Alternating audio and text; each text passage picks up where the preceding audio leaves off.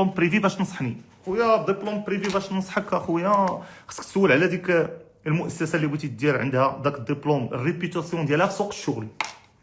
حيت كاينين اخويا مؤسسات خاصه اللي الريبيوتاسيون ديالهم في سوق الشغل، الدبلوم ديالهم في سوق الشغل ما علاش؟ حيت جا عندهم الاول وجا عندهم الثاني والثالث والرابع والمزوز الفوق، جا عندهم الاول والثاني والثالث، فهمتيني؟ تلقاو لا كاليتي ديال هذوك الدراري لا علاقه، صافي تبدا فهمتي، هنا تبدا تاخذ واحد السمعه، فهمتي؟ يعني انت كاع ملي كتشدها حتى غير باش واخا تكون انت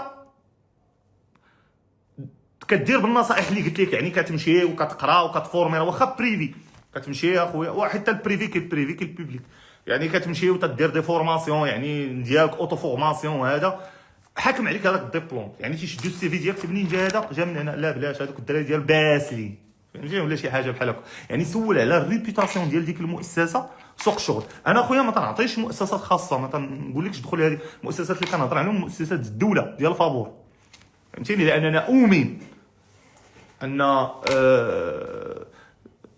التدريس حتى هو بيزنس مثل اي بيزنس، يعني كدير هذا باش تدخل فلوس، ماشي دير داكشي لله في سبيل الله. شكرا على متابعة الفيديو. للتواصل معنا المرجو ترك رسالة على الأرقام التالية.